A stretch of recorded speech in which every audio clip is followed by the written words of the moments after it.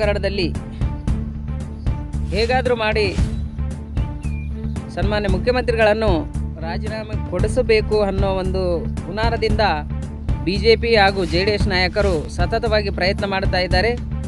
ಆ ಪ್ರಯತ್ನಕ್ಕೆ ತದ್ವಿರುದ್ಧವಾಗಿ ಬಳ್ಳಾರಿ ಜಿಲ್ಲೆಯಲ್ಲಿ ಕಾಂಗ್ರೆಸ್ ಕಾರ್ಯಕರ್ತರು ಹಾಗೂ ಬಳ್ಳಾರಿ ಜಿಲ್ಲೆಯ ಲೋಕಸಭಾ ಸದಸ್ಯರಾದಂಥ ವಿ ತೂಕಾರಾಮ್ ಮತ್ತು ಜಿಲ್ಲಾ ಅಧ್ಯಕ್ಷರಾದಂಥ ಶಿರಸೇಖ್ ಹರಪನಹಳ್ಳಿ, ಶಾಸಕರು ಲತಾ ಮಲ್ಲಿಕಾರ್ಜುನ, ಪ್ರಚಾರ ಸಮಿತಿ ಅಧ್ಯಕ್ಷರು PT ಪರಮೇಶ್ ನಾಯಕ್ ಕೂಡ ಅಧ್ಯಕ್ಷರು, ಇಮಾಮ್ ನಿಯಾಜಿ, ಗ್ಯಾರಂಟಿ ಸಮಿತಿ ಅಧ್ಯಕ್ಷರು ಕುರಿ ಶಿವಮೂರ್ತಿ ಹಾಗೂ KPCC ಸಾಮಾಜಿಕ ನ್ಯಾಯ ವಿಭಾಗದ ರಾಜ್ಯ ಉಪಾಧ್ಯಕ್ಷರಾದ ಸಣ್ಮಾರಪ್ಪ ಮತ್ತು ಹಾಲಪ್ಪ ಮತ್ತು ಬ್ಲಾಕ್ ಕಾಂಗ್ರೆಸ್ ಎಲ್ಲ ಅಧ್ಯಕ್ಷರು ಹಾಗೂ ಸದಸ್ಯರು ಹಾಗೂ ಕಾಂಗ್ರೆಸ್ ಕಾರ್ಯಕರ್ತರು ಭಾಳಷ್ಟು ಜನ ಈ ಒಂದು ಹೋರಾಟದಲ್ಲಿ ಭಾಗಿಯಾಗಿದ್ದರು, ಈ ಒಂದು ಪ್ರತಿಭಟನೆಯಲ್ಲಿ ಭಾಗಿಯಾಗಿದ್ದರು. ಈ ಒಂದು ಪ್ರತಿಭಟನೆಯನ್ನು ಬಹಳ ವಿಜೃಂಭಣೆಯಿಂದ ಜರುಗಿಸಲಾಯಿತು. ಬನ್ನಿ ನಾವು ನೀವು ಕೂಡಿ ಈ ಪ್ರತಿಭಟನೆ ಯಾವ ರೀತಿ ನಡೆಯಿತು ಅನ್ನೋದು ನೋಡ್ಕೊಂಡು ಬರೋಣ.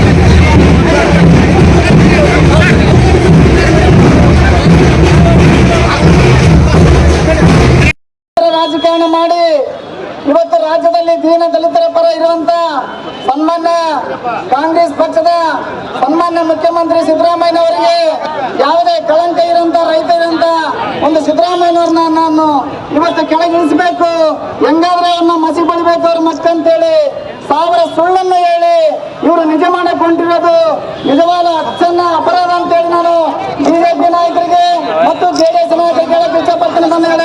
ಬಂಧುಗಳೇ, ನಮ್ಮ ಈ ರಾಜ್ಯದ ಮುಖ್ಯಮಂತ್ರಿ, ಘನತೆವೆತ್ತ ರಾಜ್ಯ ಮುಖ್ಯಮಂತ್ರಿ ಅವರು ದೀನ ದಲಿತರು ಮತ್ತು ಅಲೆಮಾರಿಗಳು ಯಾವುದೇ ಸಣ್ಣ ಸಣ್ಣ ಸಮುದಾಯಗಳ ಧ್ವನಿಯಾಗಿ ಅವರ ಮನೆ ಮಗನಾಗಿ ದುಡಿಯುವಂತ ಇವತ್ತು ಈ ರಾಜ್ಯದ ಮುಖ್ಯಮಂತ್ರಿಯನ್ನು ತಾವು ಸಾವಿರ ಸುಳ್ಳನ್ನು ಹೇಳಿಕೊಂಡು ಸುಖ ಸುಮ್ಮನೆ ಪಾದಯಾತ್ರೆ ಮಾಡಿ ರಾಜ್ಯಪಾಲರ ಮುಖಾಂತರ ತಾವು ಪ್ರಾಸಿಕ್ಯೂಷನ್ ಅನ್ನು ಅನುಮತಿ ಮಾಡಿಸಿ ರಾಜ್ಯದಲ್ಲಿ ಇವತ್ತು ಕಪ್ಪು ಚುಕ್ಕೆ ತರುವಂತ ಕೆಲಸ ಮಾಡ್ತಾ ಇದ್ರು BJP JDS ನಾಯಕರೇ. ನಿಮಗೆ ಯಾವ ನೈತಿಕತೆ ಇದೆ? ನೀವೆಲ್ಲ ಕಳ್ಳರು, ನೀವೆಲ್ಲ ಲೂಟಿ ಮಾಡೋರು. ಇವತ್ತು ಸನ್ಮಾನ್ಯ ಯಡಿಯೂರಪ್ಪನವರು ಲೂಟಿ ಮಾಡಿದ್ರು, ಅವ್ರ ಮಗ ಕೂಡ ಅದೇ ದಾರಿನೇ. ಇವತ್ತು ಕುಮಾರಸ್ವಾಮಿ ತಂದೆ ಕೂಡ ಒಬ್ಬ ಮಾಜಿ ಪ್ರಧಾನಿ ಕೂಡ ಎಲ್ಲ ಕಳ್ಳದಾರಿ ಹಿಡಿದು ಅವರ ಮಗ ಕೂಡ ಇವತ್ತು ಕುಮಾರಸ್ವಾಮಿ ಕಳ್ರೆ, ಕುಮಾರಸ್ವಾಮಿ ಮಗ ಕೂಡ ಕಳ್ಳದಾರಿ ಹಿಡಿದು ಇವತ್ತು ಈ ರೀತಿ ಒಳಸಂತನ್ನು ರೂಪಿಸಿ ರಾಜ್ಯ ಮುಖ್ಯಮಂತ್ರಿಗೆ ನೀವು ಅವಮಾನ ಮಾಡುವಂತ ಕೆಲಸ ಮಾಡ್ತಿದ್ರಿ. ನಾವು ದೀನ ದಲಿತರು, ಅಲೆಮಾರಿಗಳು, ಸನ್ಮಾನ್ಯ ಸಣ್ಣ ಸಮುದಾಯಗಳು ಕೂಡ ನಾವು ತಾವು ಬೀದಿಗಿಳಿದು ಹೋರಾಟ ಮಾಡ್ತೀವಿ. ಮುಂದಿನ ದಿನಗಳಲ್ಲಿ ತಾವು ಇಲ್ಲಿಗೆ ಸರಿಯಾದ್ರೆ ಸರಿ ಕೇಂದ್ರ ಸರ್ಕಾರ ರಾಜ್ಯಪಾಲರನ್ನು ತಕ್ಷಣವೇ ವಜಾ ಮಾಡಿ ರಾಜ್ಯ ಸರ್ಕಾರಕ್ಕೆ ಇಲ್ಲ ಕೇಂದ್ರ ಸರ್ಕಾರಕ್ಕೆ ಕಳಿಸಿಕೊಡ್ಬೇಕಂತೇಳಿ ನನ್ನ ಒಂದು ಆಗ್ರಹ ಮಾಡ್ತಾ ಇದ್ದೀನಿ. ಬಂಧುಗಳೇ, ನನಗೆ ಮಾತನಾಡಕ್ಕೆ ಅವಕಾಶ ಮಾಡಿಕೊಟ್ಟಂತ ಎಲ್ಲ ನಾಯಕರಿಗೆ ಒಂದು ನನ್ನ ಮಾತನ್ನ ಮುಗಿಸ್ತೇನೆ. ಹಾಗೆ ನಮ್ಮ ಮಾತಾಡ್ತಾರೆ MLA. ಇವತ್ತು ರಾಜ್ಯಪಾಲರ ನಡೆಯನ್ನ ಖಂಡಿಸಿ ನಾವು ಈಗ ಬೃಹತ್ ಪ್ರತಿಭಟನೆಯನ್ನ ನಮ್ಮ KPCC ಅಧ್ಯಕ್ಷರಾಗಿರ್ತಕ್ಕಂಥ DK ಶಿವಕುಮಾರ್ ಅವರ ಮತ್ತು ನಮ್ಮ ಸರ್ಕಾರದ ಸೂಚನೆ ಮೇರೆಗೆ ಕನಿಷ್ಠ ಒಂದು ಅರ್ಧ ಕಿಲೋಮೀಟರ್ ಪಾದಯಾತ್ರೆಯನ್ನು ಮಾಡಿ ಜಿಲ್ಲಾಧಿಕಾರಿಗಳಿಗೆ ಮೆಮೊರಂಡಮ್ ಅನ್ನ ತಲುಪಿಸ್ತಕ್ಕಂಥ ಕಾರ್ಯಕ್ರಮ ಇದೆ. ಹಾಗಾಗಿ ಇಲ್ಲಿ ಬಂದಿರತಕ್ಕಂಥ ನಮ್ಮೆಲ್ಲ ಕಾಂಗ್ರೆಸ್ನ ಬಂಧುಗಳು, ಅಹಿಂದ ಸಂಘಟನೆಯ ಬಂಧುಗಳು ಮತ್ತು ಎಲ್ಲ ನಮ್ಮ ಚುನಾಯಿತ ಪ್ರತಿನಿಧಿಗಳು ಅಣತಿಯಂತೆ ಇವತ್ತು ರಾಜ್ಯಪಾಲರು ಮುಖ್ಯಮಂತ್ರಿಯವರಿಗೆ ಇವತ್ತು ಪ್ರಾಸಿಕ್ಯೂಷನ್ ಕೊಟ್ಟಿದ್ದಾರೆ. ಜೊತೆಗೆ ನಾವೆಲ್ಲ ಗಮನಿಸಿದಾಗ ಇದರಲ್ಲಿ ಕೂಡ ನ್ಯೂನತೆಗಳು ಬಹಳ ಎದ್ದು ಕಾಣ್ತವೆ. ಮುಖ್ಯವಾಗಿ ಇದರಲ್ಲಿ ನಾವು ಅನೇಕ ಬಿಜೆಪಿ ಸರ್ಕಾರದಾಗಿದ್ದಾಗ ಅನೇಕ ಇವತ್ತು ನಾಯಕರ ಮೇಲೆ ಮಾಜಿ ಮುಖ್ಯಮಂತ್ರಿಗಳಾಗಿರ್ತಕ್ಕಂಥ ಮತ್ತು ಹಾಲಿ ಕೇಂದ್ರ ಸಚಿವರಾಗಿರ್ತಕ್ಕಂಥ ಎಚ್.ಡಿ. ಕುಮಾರಸ್ವಾಮಿ ಅವರು ಕೂಡ ಇವತ್ತು ಮೈನಿಂಗ್ ವಿಚಾರದಲ್ಲಿ ಇವತ್ತು ಪ್ರಾಸಿಕ್ಯೂಷನ್ ಆಲ್ರೆಡಿ ಲೋಕಾಯುಕ್ತರು ಅವ್ರಿಗೆ ಹೇಳಿದ್ದಾರೆ ಕೊಡಂದ ಅದನ್ನು ಕೂಡ ಇವತ್ತು ತರದನೆ.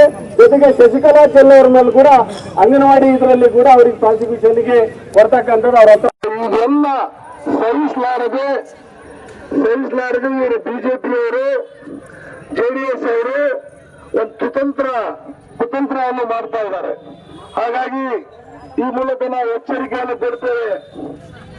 ಈ ಕುತಂತ್ರ ಎಲ್ಲ ತೆಗೆದುಬಿಟ್ರಿ ಮುಂದಿನ ದಿನಗಳಲ್ಲಿ ಮತ್ತು ಇಡೀ ಜನರು 7 ಕೋಟಿ ಜನ ಬೀದಿಯಲ್ಲಿ ಇಳಿದು ಗ್ಯಾರಂಟಿಗಾಗಿ ಅರ್ಥ ಮಾಡ್ಕೊಳ್ಬೇಕಾಗ್ತದೆ. ಯಾಕಂದ್ರೆ ಇಡೀ ಎಲ್ಲರೂ ಬೀದಿಯಲ್ಲಿ ಇಳಿದು ಈ ಹೋರಾಟವನ್ನು ಮಾಡ್ತೀವಿ. ನೀವು ಅಂದಂಗೆ ಸುಲಭಲ್ಲ. ಯಾಕಂದ್ರೆ ಈ ಷಡ್ಯಂತ್ರ ಬಿಟ್ಬಿಡ್ರಿ ನೀವು. ಇವರು ಅಭಿವೃದ್ಧಿಯಾಗಿ ಮುಂದೆ ದೇಶದ ಒಂದು ನಾಯಕರಾಗ್ತಿದ್ದಾರೆ ಅಂತೇಳಿ ಹೊಟ್ಟೆ ಕಿಚ್ಚು ಮಾಡಿ ನೀವು ಅವರ ಮೇಲೆ ಏನೇನೋ ಒತ್ತಡಗಳು ಮಾಡಿ ಸುಳ್ಳು ಮಾಡಿ ನೀವು ಪ್ರಾಸಿಕ್ಯೂಷನ್ ನಿಂದ ಕೊಟ್ಟಿದ್ದೀರಿ. ಮೊನ್ನೆ ಮಾಧ್ಯಮ ಮುಖಾಂತರನೇ ಗೊತ್ತಾಯ್ತು. ಈಗ ನೋಡ್ರಿ ಜೆಡಿಎಸ್ ಕುಮಾರಸ್ವಾಮಿ ಅವ್ರದ್ದು 1.5 ವರ್ಷ ಲೋಕಾಯುಕ್ತನಲ್ಲಿ ಅವರು ಪರ್ಮಿಷನ್ ಕೇಳಿದ್ರು ಕೂಡ ಕೊಟ್ಟಿಲ್ಲ. ಯಾರೋ ಒಂದು ಸಾಮಾನ್ಯ ವ್ಯಕ್ತಿ ಒಂದು ಅರ್ಜಿ ಕೊಟ್ರೆ ನೀವು ಕೊಡ್ತೀರಂದ್ರೆ ಏನು? ಅದರಲ್ಲಿ ಇವ್ರದ್ದು ಏನು ಆ ಪ್ಲಾಟ್ಗಳಲ್ಲಿ ಕೂಡ 3 ಪ್ಲಾಟ್ಗಳು ಅವರು ತಗೊಂಡಿದ್ದು ಅದರಲ್ಲಿ ಇವ್ರದ್ದು ಏನು ಪಾತ್ರನೇ ಇಲ್ಲ. ತಮ್ಗೆಲ್ಲ ಗೊತ್ತಿದೆ. ಅವ್ರ ಸಹೋದರು ಅವರ ರೇಂಚಿ ಕೊಟ್ಟಿದ್ದ ರೇಂಚಿನಿಂದ ಅವ್ರಿಗೆ ಕೊಟ್ಟಿದ್ದು ಬಟ್ ಇವ್ರದ್ದು ಯಾವುದೇ ಅದರಲ್ಲಿ ಪಾತ್ರನೇ ಇಲ್ಲ. ಹಾಗಾಗಿ ನೀವೆಲ್ಲ ತಕ್ಷಣ ಇಲ್ಲಿಗೆ ನಿಲ್ಲಿಸಿದ್ರೆ ಒಳ್ಳೇದು. ಇಲ್ಲಂದ್ರೆ ಅಂತೆಲ್ಲ ಮತ್ತೆ ಎಲ್ಲ ಜನ ಬೀದಿಗಿಳಿದು ಉಗ್ರ ಹೋರಾಟಗಳನ್ನು ನಡೆಯೋದು ಖಚಿತ. ಹಾಗಾಗಿ